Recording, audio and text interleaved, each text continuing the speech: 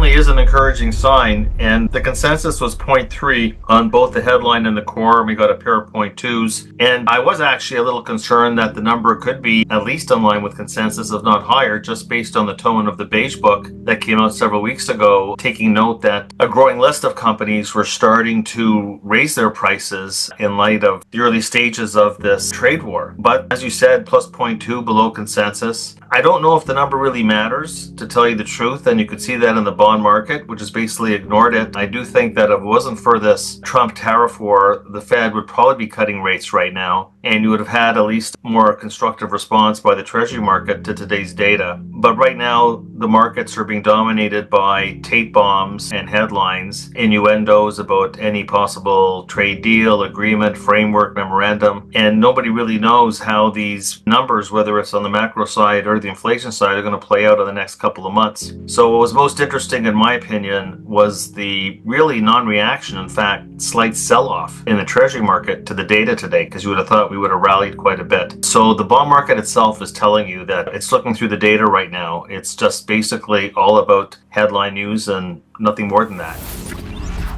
Well, I think the labor market is beginning to crack. It's not collapsing. And of course, everybody looks at the headline non-farm payroll report and the fact that the unemployment rate, which is a lagging indicator, is still rather low at 4.2%. But when you look through the surface, you could see a real change in complexion that wasn't there in the last recession scare that we had back in 2022 and 2023. And what I'm talking about really is the internals, like how you would have a equity market specialist on this call and you'd say, well, beneath the headline, tell me about the market internals. The job market internals are weakening across a broad front. The hiring rate has plunged. It's below where it was during COVID. Companies are hiring fewer and fewer workers. The only reason why the headline employment numbers haven't been negative is because you haven't seen a firing cycle or a layoff cycle, but the layoff cycle typically follows a rapid decline in the hiring rate. Hires go down first, the fires follow down the road. The hiring rate is way down. Job opening rate, way down. That's the classic signpost of labor demand. Job posting, job opening. They've fallen dramatically over the course, not just the past 6 months, but in the past 12 months. And the one thing that you like to look at in the labor market from a behavioral standpoint is what's called the voluntary quit rate. I call it the take this job and shove it index. And it's the degree to which workers are hopping from one job to another. When that number's going up, workers have tremendous confidence and enthusiasm and ebullience, and they have bargaining power. We saw that dramatically back in 2021, 2022, 2023. The quit rate has gone down precipitously. So we're starting to see a real softening beneath the veneer as it pertains to the labor market. It's been a bit of a frustrating indicator because it's been going down for quite some time, and actually it was going down during that recession scare of 2022 and 2023. The recession, it was like waiting for Godot, and the recession never came. But that leading indicator is still going south. It's down in the past 4 months, and it never behaves quite the same, nor does it have the same leading property cycle by cycle. I like to look at the year-over-year trend in the LEI. And remember, this is an indicator that's been around for the better part of the past 6 decades. It is tried, tested, and true. It's just that the lags sometimes take quite a while to percolate through to the real economy. But the year-over-year trend right now has been running negative since the summer of 2022. Right now it's negative 3.5%. And I only posit that if we manage to escape a recession, it will be the first time that's ever happened with the leading indicator in negative territory year-over-year as deep and as long as it has been. So we'll see what happens in the second half of the year. What got in the way of the LEI declining, which was precipitated back in 2022, 2023 by the most acute Fed tightening cycle since the Volcker years of the early 1980s, what got in the way of the recession call were two things. The excess pandemic savings. Remember the Joe Biden $2 trillion of stimulus checks mailed out to anybody who had a pulse. And I, for one, and I think most people never thought that all that $2 trillion,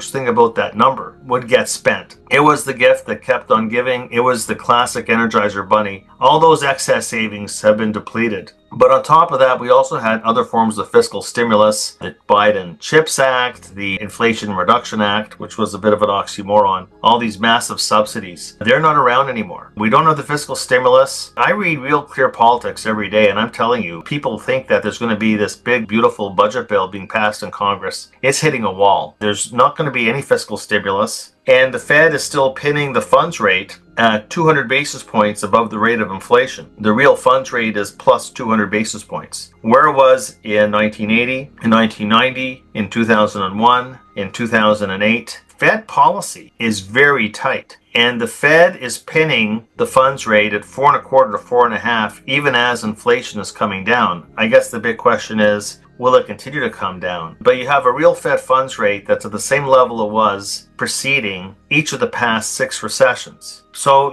when we talked about this Volcker-esque type of Fed tightening cycle back in 2022 and 2023, but it was less tight. When I look back as a Monday morning quarterback with perfect hindsight, the reality is that even as the Fed was raising rates, inflation kept on going up. So for most of the Fed tightening cycle in 2022 and 2023, the real funds rate was negative. And it didn't climb out of negative territory until April 2023, when the tightening cycle was almost over. So that was the other, call it misnomer, about the Fed tightening cycle. It probably wasn't tight enough when you look at the funds rate in real terms. But now it's just as tight as it was preceding the last 6 recessions. And there's no fiscal stimulus this time getting in the way. So with or without the trade war, just the fact that the Fed is actually backdoor tightening by keeping the funds rate stable as inflation goes down, that the monetary tightening at a time of no fiscal stimulus, and you have a run rate on real GDP now, it's not 3 or 4% anymore, it's 2%. And then we can layer on all the trade and tariff uncertainty, which you could argue is dissipated over the weekend, but has not gone away. We have a very challenging economic backdrop ahead of us this year and into 2026.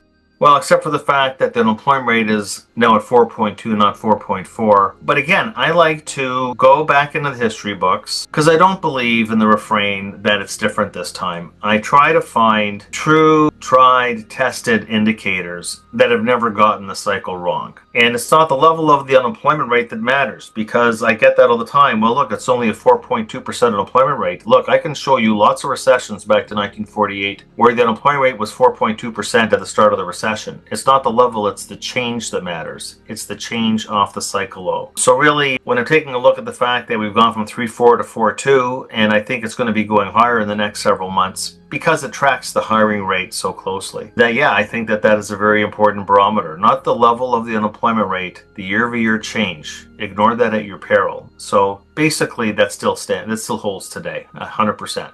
I really don't know how you could draw a conclusion that this is going to lead to a rebound in economic growth, because 125% tariff that China had on and the 145% that the US had on was basically like a month. If you're going to tell me that for the past 10 years, we went from 145% tariff rate to 30, I'd say, well, hallelujah, because we probably will go from zero trade to massive trade. I don't know how anybody could say that the economy is going to be doing better. Let's say the 145% tariff rate that the US had on China, that's gone to 30%. How has that improved the economic outlook? It wasn't imposed for that long. I think that we avoided potential Armageddon because it's a de facto embargo, and you would have had a $600 billion trade relationship go to zero, but it was there for a month. So how do you say that, well, boy, all of a sudden there's no recession, besides the fact that when you're taking a look at the fact that the U.S. still has at least 10% baseline tariffs with everybody else in the world. And when you're taking a look at the de facto net effective tariff rate, the United States against the rest of the world, where is it right now after what happened on the weekend with China? Where is it? It's over 13%. So you say, oh, it's not a 24% anymore. No, it's not. It's a 13. But where was it for years and years before the Trump tariff war? It was 2.5%. That's what the baseline de facto tariff rate was that everybody was operating under in this global trading relationship. So we've gone from 2.5%, and as things stand right now, and look, we have no idea with this mercurial president that can change his mind at a whim, which he does quite often. Right now, the only thing we know for certain is that the net effective tariff rate is over 13%. And that before all this started, it was 2.5%. So the way I see it, the effective tariff rate, the levy on global trade,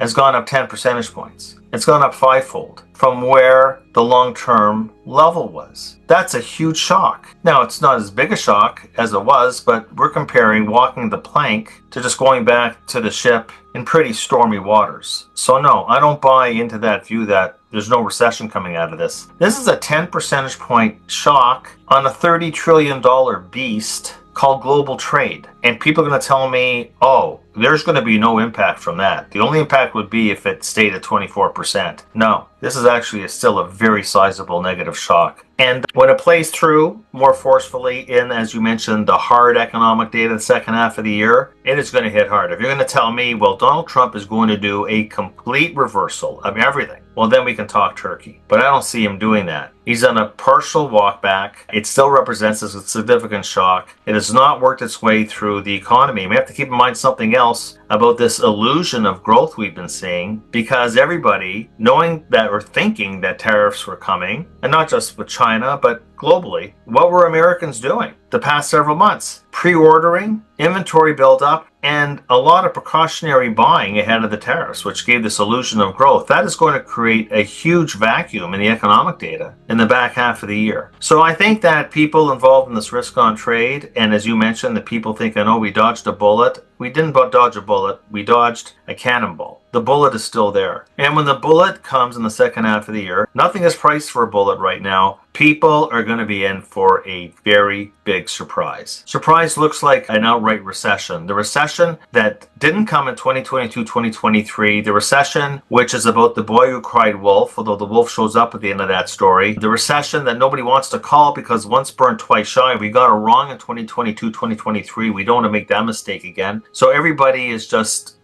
playing the cards close to their vest. Here you have, come on. Goldman Sachs comes out and says that their recession odds have gone from 45% to 35%. How anybody comes up with those numbers, I think that's just basically a game of pin the tail on the donkey. 35% recession odds. Okay, whatever that means. But here's what it means. People say, well, it's not 100, it's not 90. 35% is actually pretty high. And there's there's no asset class priced for it. Credit spreads aren't priced for it. The stock market certainly isn't priced for it. I'm not going to sit here and give you odds. I guess I like to say everything's a shade of gray. Nothing is black or white. Nothing is 0 or 100. So I guess I'll take it back. But I still don't know what 35% means. Do people feel good about 35%? I feel better if it's 10%.